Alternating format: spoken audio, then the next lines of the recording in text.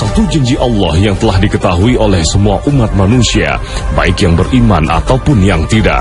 Janji itu telah tersimpan kokoh dalam kitab suci Al-Quran dan telah disabdakan oleh Nabi Muhammad SAW, yaitu janji Allah tentang suatu hari di mana bumi akan hancur dan langit akan runtuh.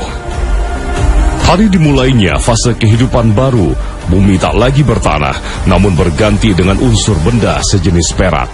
Sebagaimana firman Allah, pada hari bumi diganti dengan bumi dan langit yang lain. Al-Quran Surah Ibrahim ayat 48. At-Tabari dalam tafsirnya menukil riwayat dari Ali bin Abi Thalib.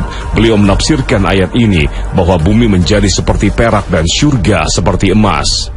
Dan semua cerita dan kisah di dunia seperti bahagia, sedih, kaya, miskin, kuat ataupun lemah akan berakhir ketika trompet pertama telah ditiup. Itulah hari kiamat.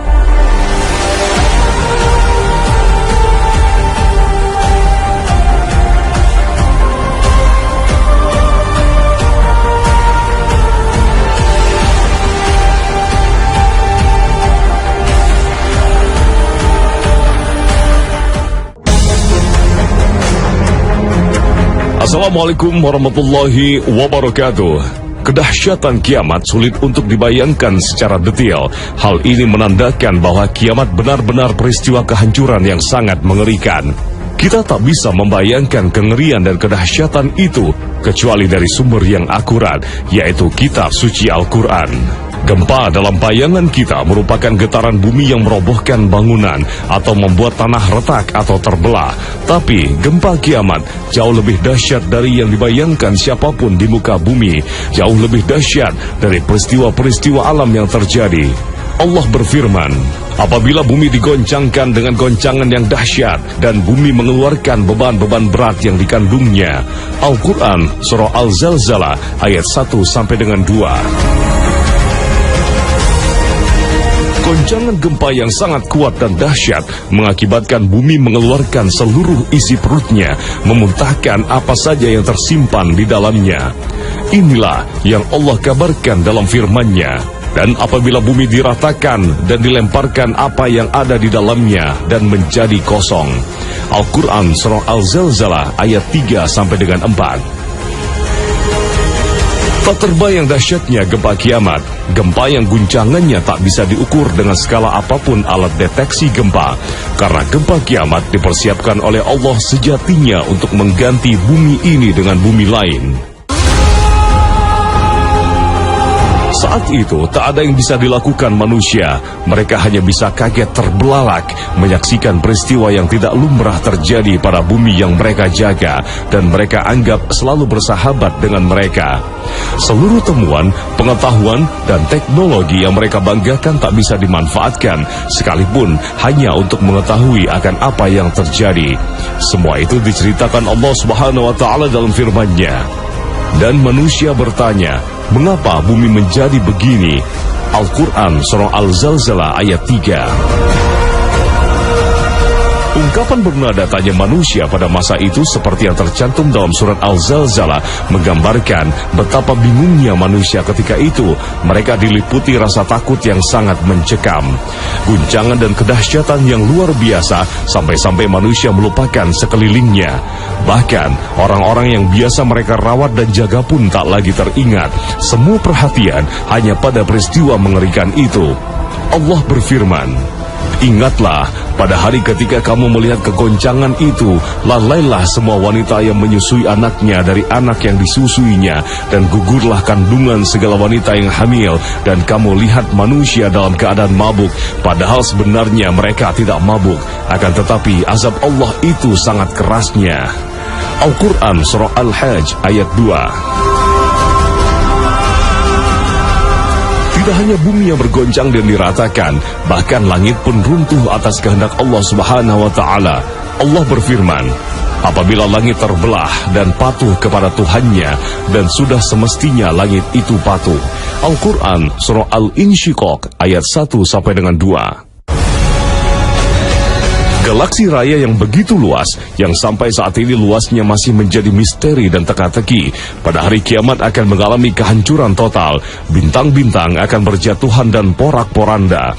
Ledakan-ledakan bom yang biasa terjadi dalam peperangan tak sebanding dengan ledakan maha dahsyat dari bintang-bintang dan planet-planet yang bertabrakan. Allah berfirman, apabila langit terbelah dan apabila bintang-bintang jatuh berserakan. Al-Quran Surah Al-Infitar ayat 1 sampai dengan 2. Inilah akhir cerita kehidupan di bumi ini, kisah yang berakhir secara tragis. Jika demikian jadinya kelak, kenapa kita begitu mencintai kehidupan dunia ini? Allah menciptakan langit dan bumi ini hanya sebagai tempat persinggahan sementara untuk umat manusia. Kehidupan selanjutnya kelak yang lebih kekal adalah kehidupan baru yang lebih indah dan bersih dari dosa dan kelaliman, yaitu kehidupan alam akhirat.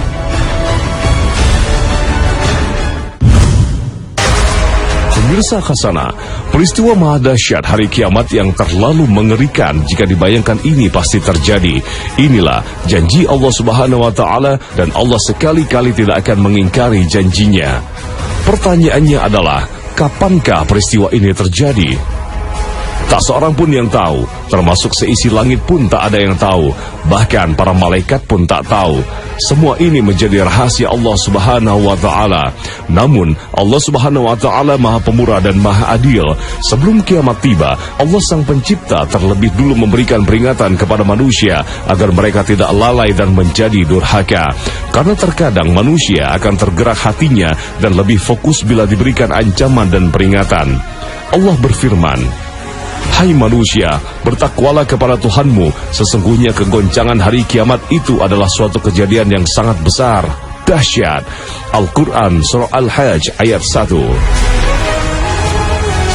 Nabi kita Muhammad SAW mengingatkan kita agar dapat menjadi lebih waspada dan lebih menjadi taat dalam menjalankan kewajiban dan menjauhi segala larangan Allah sebelum jalan tersebut tertutup dengan tibanya hari kiamat. Nabi SAW mengingatkan, lekaslah kalian berbuat kebajikan sebelum datang 6 peristiwa: Dajjal, asap, binatang melata dari bumi, terbitnya matahari dari tempat tenggelamnya, kiamat dan kematian kalian. Hadis riwayat Muslim. Oleh karena itu, Allah Subhanahu wa Ta'ala memberikan tanda-tanda kapan peristiwa maha dahsyat itu akan terjadi. Tanda-tanda itu pun juga diberikan Allah secara bertahap agar kita selalu ingat akan Tuhan. Dari tanda-tanda itu kemudian para ulama membaginya dengan 2 bagian, tanda kecil dan tanda besar. Tanda-tanda ini sebenarnya hasil ijtihad para ulama semata dari dalil-dalil yang ada, karena baik ayat ataupun hadis yang mengungkap tanda-tanda itu tidak mengemukakan secara rinci.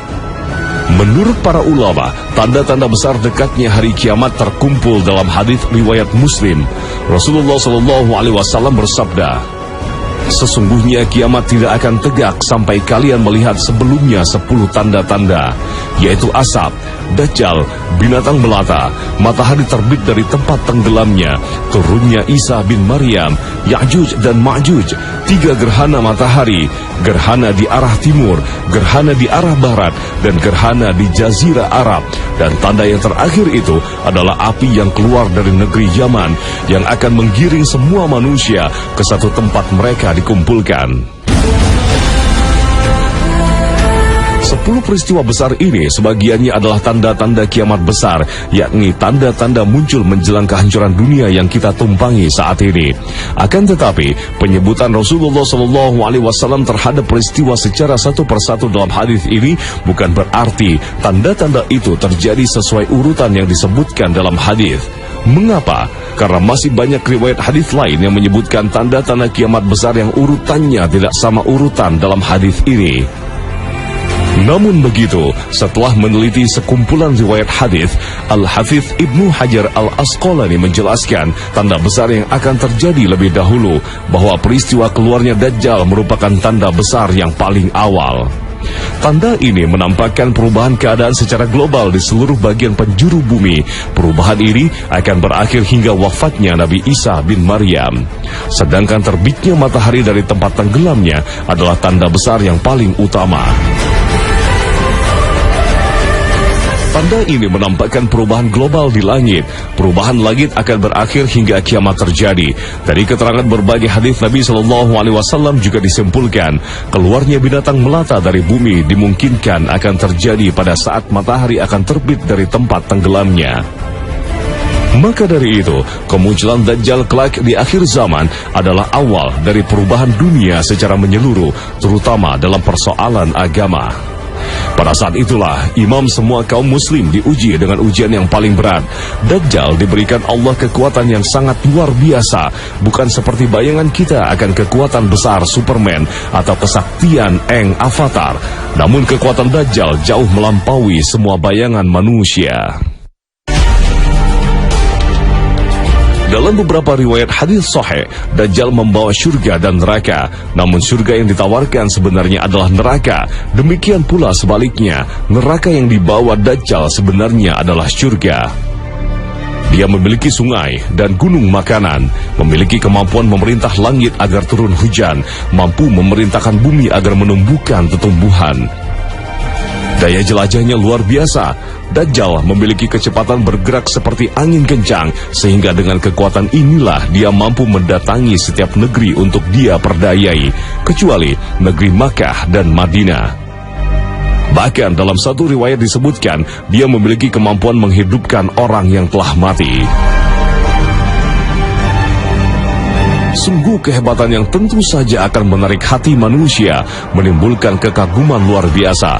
Bagaimana mungkin orang tidak terpengaruh melihat produk yang bagus saja? Manusia ada yang rela menggadaikan agamanya hanya untuk mendapatkan produk itu. Bisa kita bayangkan, orang-orang semacam itu tentu akan dengan mudah terpengaruh saat bertemu dengan Dajjal, sehingga boleh jadi akan menjadi pengikutnya, bahkan penyembahnya. Karena itulah, para nabi sebelum Nabi kita Muhammad SAW selalu menasihati umatnya akan kedahsyatan tipu daya Dajjal. Dalam riwayat Ahmad dari Anas bin Malik, Nabi bersabda, "Tidak ada seorang nabi yang telah diutus sebelumku, kecuali mereka telah memperingati kaumnya dari Dajjal yang pendusta, maka hati-hatilah kalian." Hadis riwayat Ahmad. Namun huru-hara yang ditimbulkan Dajjal tak terjadi terus-menerus. Turunnya Isa bin Maryam akan menghentikan kedustaan Dajjal. Bak apir yang hendak memeluk Islam pun tak akan diterima keislamannya. Nabi SAW bersabda, "Dan sampai akhirnya matahari terbit dari tempat tenggelamnya. Ketika telah terbit, manusia pun melihatnya. Mereka semua beriman, maka saat itulah tidak berguna iman seseorang terhadap apa yang sebelumnya tidak ia imani, atau perbuatan baik seorang dalam imannya." Hadis riwayat Bukhari. Terbitnya matahari dari tempat tenggelamnya terus akan berlangsung sampai kiamat tiba.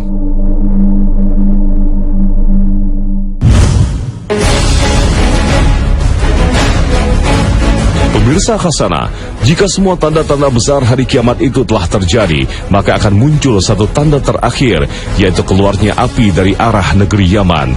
Bentuk dan sifat api ini tidak dijelaskan secara terperinci, namun manusia yang tersisa saat itu akan dikepung dan digiring oleh api tersebut menuju satu tempat yang telah disediakan Allah Subhanahu wa Ta'ala. Hal inilah yang disebut Nabi SAW dalam sabdanya. Dan tanda yang terakhir itu adalah api yang keluar dari negeri Yaman yang akan menggiring semua manusia ke satu tempat mereka dikumpulkan. Hadis riwayat Muslim. Api ini bergerak dan berkobar sangat besar. Jika terlambat bergerak, pasti akan dilahapnya. Dalam banyak riwayat hadis disebutkan bahwa api ini membakar segala penjuru bumi dan menggiring manusia ke satu tempat, yaitu ke negeri Syam. Di negeri Syam ini seluruh manusia dikumpulkan Allah Subhanahu wa Ta'ala sebelum kiamat terjadi. Negeri Syam yang dipahami oleh masyarakat zaman Nabi adalah kawasan Suriah, Yordania, Libanon, dan Palestina. Dengan begitu, di kawasan itulah manusia kelak akan dikumpulkan menjelang kiamat. Jika manusia telah berkumpul di negeri Syam, inilah akhir dari segala cerita yang telah dipahat oleh manusia di dunia. Semua akan musnah, semua akan berakhir tragis dan memilukan serta menakutkan.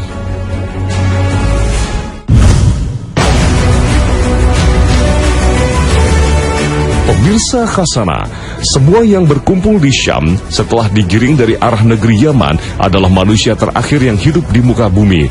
Tak satu pun dari mereka yang beriman kepada Allah Subhanahu wa Ta'ala.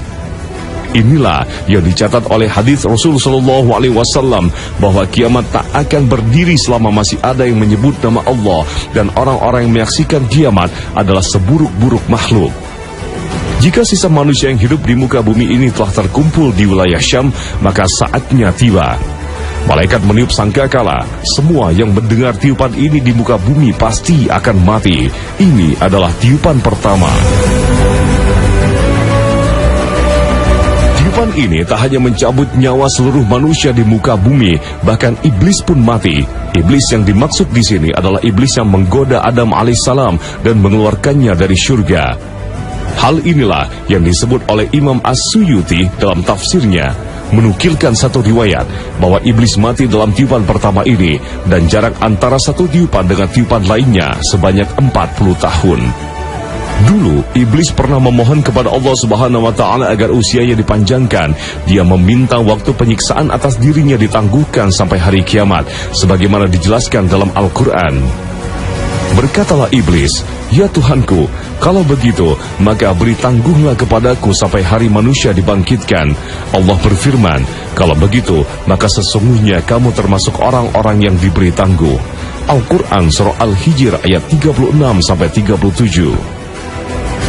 Dan Allah mengabulkan permohonan iblis. Maka sejak iblis diusir dari surga hingga saat ini dia masih hidup, bergentayangan menjerumuskan manusia ke dalam dosa, agar kelak dia tidak sendirian di dalam neraka. Kisah terkabulnya permohonan iblis ini menarik untuk direnungkan, betapa Allah Maha mengabulkan doa dan permohonan hambanya. Iblis yang terlaknat saja dikabulkan permohonannya, lalu bagaimanakah dengan manusia yang beriman kepada Allah dan Rasulnya? Tentu akan lebih layak dan pantas untuk dikabulkan doa dan permohonannya oleh Allah Subhanahu wa Ta'ala. Oleh karena itu, siapapun kita, betapapun bergelimang dosa dan kesalahan, hendaknya tak malu dan sungkan untuk menengadahkan tangan, memohon ampunan dan kebahagiaan kepada Allah. Sesungguhnya Allah adalah Rabb yang Maha mengasihi dan memberi. Israfil, sang malaikat peniup sangkakala kehancuran, semenjak Allah menugaskannya untuk meniup, dia telah siap siaga sampai hari ini dan sampai tiba waktunya nanti. Trompet tersebut adalah trompet berbentuk seperti tanduk yang sangat besar, kini telah berada dalam posisi siap siaga untuk ditiupkan. Inilah yang dijelaskan Imam Tabari dalam tafsir firman Allah Subhanahu wa Ta'ala. Dan ditiuplah sangkakala, maka matilah siapa yang di langit dan di bumi, kecuali siapa yang dikehendaki Allah. Al-Quran Surah Az-Zumar ayat 68. Imam Ibnu Katsir menjelaskan bahwa tiupan dalam ayat ini maksudnya adalah tiupan yang kedua, yaitu tiupan yang akan membuat semua makhluk, baik di bumi ataupun di langit menjadi mati, kecuali beberapa makhluk, dan itu dengan izin Allah. Makhluk yang tersisa belum mati dengan tiupan kedua ini akan dicabut nyawanya oleh malaikat pencabut nyawa yang bernama Israel. Sampai akhirnya, kelak malaikat pencabut nyawa mencabut nyawanya sendiri, sehingga tak satu pun dan tak siapapun yang hidup saat itu. Semua mati dan binasa. Hanya Allah yang Maha hidup, yang Maha mengatur segalanya, tetap hidup. Dialah zat yang menciptakan hidup. Hidup yang Dia berikan kepada makhluk hanyalah hidup yang bersifat sementara dan tak sempurna. Sedangkan hidupnya Allah adalah hidup yang sempurna, hidup yang tak akan pernah berujung dengan mati, dan hidup yang tak pernah dihinggapi oleh lelah dan kantuk. Satu langkah menuju kiamat, satu langkah menuju akhir cerita dunia, satu langkah menyaksikan kebinasaan jagat raya, ternyata hanya dengan satu tiupan sangkakala. Dalam tiupan ini, manusia berterbangan terombang-ambing dan gunung-gunung terangkat dan diterbangkan bagaikan benda yang tak memiliki bobot dan berat. Sebagaimana Allah berfirman, "Hari kiamat, apakah hari kiamat itu? Tahukah kamu apakah hari kiamat itu? Pada hari itu, manusia adalah seperti anai-anai yang bertebaran dan gunung-gunung adalah seperti bulu yang dihambur-hamburkan." Al-Quran Surah Al-Qari'ah ayat 1-5. Setelah semua kegoncangan itu usai, kemudian Allah Subhanahu wa Ta'ala menghidupkan malaikat Israfil kembali. Rupanya dialah makhluk pertama yang dihidupkan oleh Allah setelah peniupan sangkakala kedua yang meluluh lantakkan seisi bumi dan langit. Allah kemudian memerintahkan Israfil untuk yang ketiga kalinya agar kembali meniup sangkakalanya. Seketika dengan tiupan tersebut, semua yang pernah hidup dari sejak zaman Adam alaihissalam sampai makhluk terakhir yang mati tiba-tiba bangkit berdiri dari kematian mereka. Inilah makna firman Allah. Kemudian ditiup sangkakala itu sekali lagi, maka tiba-tiba mereka berdiri menunggu putusannya masing-masing. Al-Quran Surah Az-Zumar ayat 68. Disinilah kemudian hari berbangkit itu dimulai. Setiap manusia dibangkitkan oleh Allah dengan membawa pertanggungjawaban masing-masing atas semua perbuatan yang telah mereka lakukan selama berada di panggung kehidupan dunia.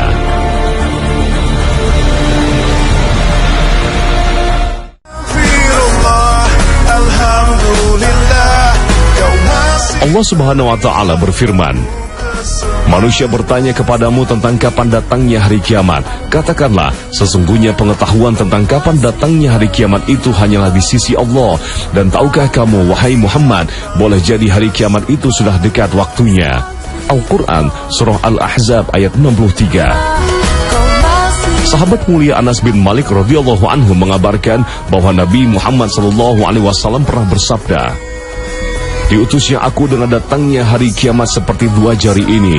Beliau memberi isyarat dengan jari telunjuk dan jari tengahnya. Hadis riwayat Bukhari dan Muslim.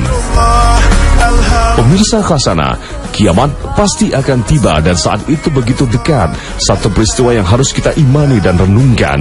Mengimani dan merenungkan dahsyatnya kiamat merupakan jalan menuju keinsafan, menuju kebahagiaan dunia dan akhirat. Akhir kata, wassalamualaikum warahmatullahi wabarakatuh.